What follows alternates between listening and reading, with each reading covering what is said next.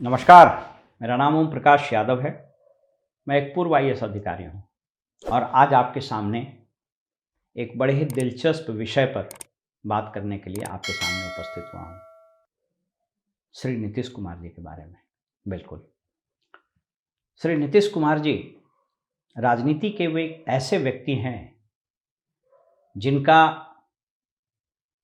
आरंभ और जिनको राजनीति में एक शानदार कुशल प्रशासक, एक बेहतरीन स्टेट्समैन के रूप में ओपनिंग करने का सौभाग्य प्राप्त हुआ।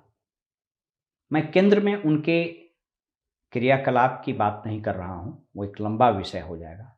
मैं सिर्फ बात करना चाह रहा हूं नवंबर 2005 में, जब उन्होंने, इसके पहले भी उन्होंने सरकार बनाई थी लेकिन वो ज़्यादा दिन चली नहीं, इसलिए हम लोग व्यवहारिक रूप से ये मान के चलें कि उनका पहला टर्म 2005 में शुरू हुआ, नवंबर में, जब वो पहली बार मुख्यमंत्री बने।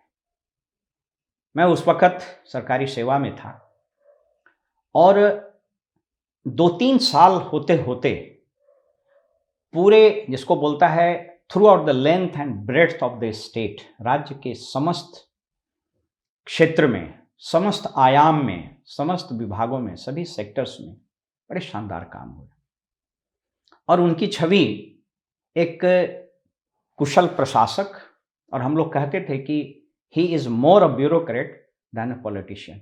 जब वो पॉलिटिशियंस के रूप में काम करते थे, बिल्कुल एस्ट्यूट पॉलिटिशियन, और जब वो मुख्यमंत्री के रूप में काम करते थे तो लाइक एनी अदर ब्यूरोक्रेट, बहुत शार्प।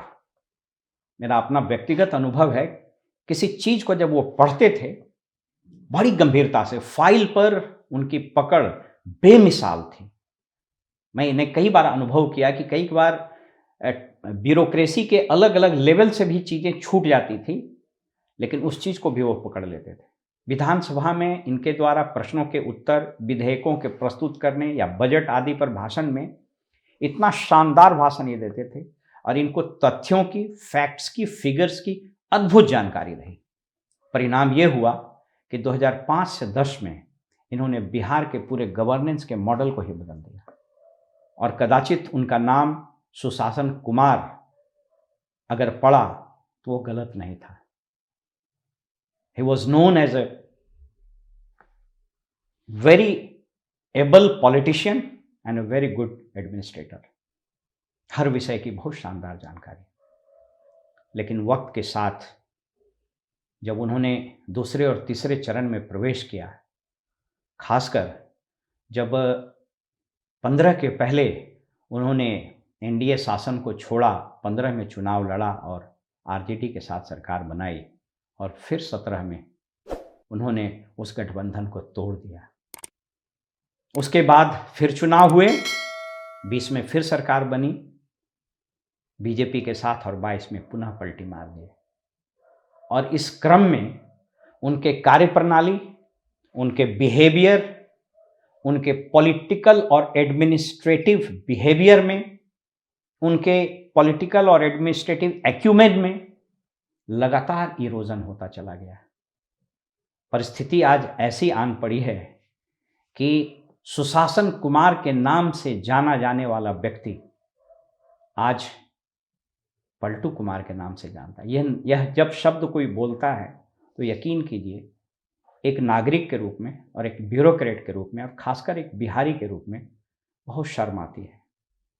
विगत कुछ महीनों से जितने मीम्स, जितने सटायर्स, जितने रील्स श्री नीतीश कुमार जी पर बने हैं, कदाचित किसी पर नहीं बना होगा।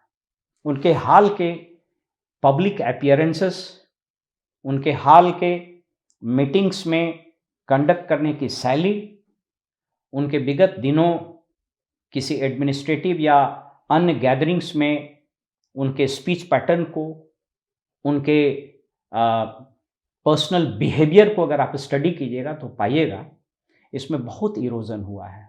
इरेटिक बिहेवियर, चीज़ों को भूल जाना, लोगों को रिकॉग्नाइज नहीं कर पाना, देह भाषा और स्पीच पैटर्न्स का पूरा सिंक का टूट जाना, ये बिल्कुल परसेप्टेबल है। जिसको बोलते हैं ना, there is a perceptible change in his body language and his administrative behaviour.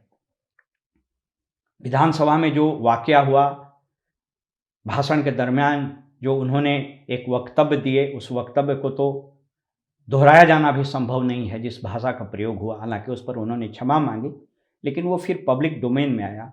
उसने उनकी छवि को बहुत खराब कर दिया और कई पब्लिक मीटिंग्स में, पब्लिक अपीयरेंसेस में इनके जो बिहेवियर थे, जिसको अंग्रेजी में बोलते हैं, it was not commensurate with his political stature, it was not incongruent with his personality. इतनी टावरिंग पर्सनालिटी, क्या कारण हुआ कि मात्र 15 साल होते होते उनकी ऐसी छवि बन गई? वो क्या वजह था?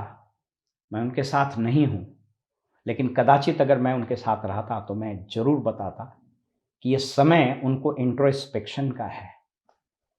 क्योंकि हिंदू धर्म में और कदाचित सभी धर्मों में यह स्पष्ट है कि जो आप, इनफैक्ट अगर मैं यूं कहूं कि there are some natural laws, कुछ प्राकृतिक नियम है जो नैसर्गिक हैं, यानी जब आप रोपिएगा तभी काटिएगा, दूसरा जो रोपिएगा वही काटिएगा, और तीसरा जितना रोपिएगा उससे ज्यादा काटिएगा। उनको पीछे मुड़कर देखना होगा कि उन्होंने क्या बोया है और वो क्या काट रहे हैं, और इन्होंने जितना बोया है उससे ज्यादा काटेंगे। यह प्रकृति का नियम है।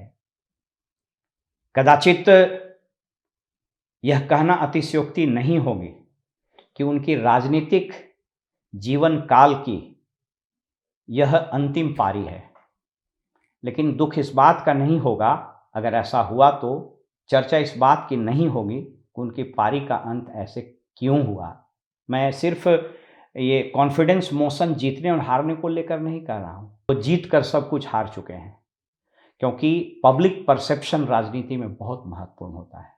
समस्त देश में एक हंसी का पात्र बन गए हैं, दया का पात्र बन गए हैं, और अब तो बिल्कुल आम चर्चा यह है कि उनके साथ जो लोग हैं, जो पॉलिटिकल मैनेजर्स हैं, जो कुछ ब्यूरोक्रेट उनके साथ सट गए, जो उनकी किचन कैबिनेट हो गई, जो उनकी कॉटरी है, उन्होंने उनको बिल्कुल हाईजैक कर दिया है।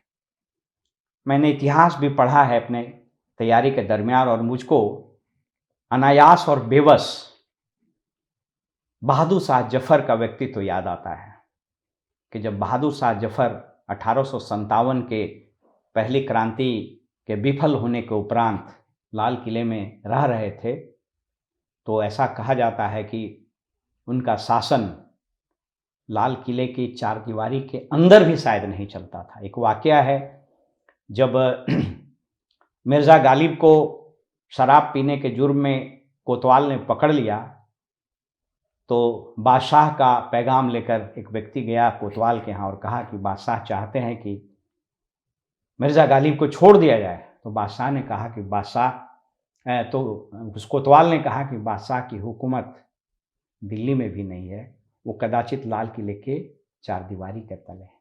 ऐसा प्रतीत होता है कि श्री नीतीश कुमार जी का अब शासन, और उनका जो शासन, मैं नहीं बोल रहा हूँ, नीतीश कुमार का जो रीट है, वो कदाचित एक अन्य मार्ग और 7 सर्कुलर रोड जैसे उस चारदीवारी में ही कैद कर वो कर रह गया है। जो लोग इनके साथ हैं, उन्होंने इनके व्यक्तित्व को बिल्कुल धूमिल कर दिया, उनके शानदार राजनीतिक चरित्र को दागदार कर दिया, उनके टावरिंग पर्सनालिटी को कलुषित और कलंकित कर दिया। कदाचित इतिहास उनको अब सुशासन कुमार के रूप में नहीं जानेगा, और इस बात का अफसोस नागरिक के रूप में, ब्यूरोक्रेट के रूप में, और खासकर बिहारी के रूप में सदैव हमारे जहन में दफन हो जाएगा। इसी अफसोस के साथ नमस्कार।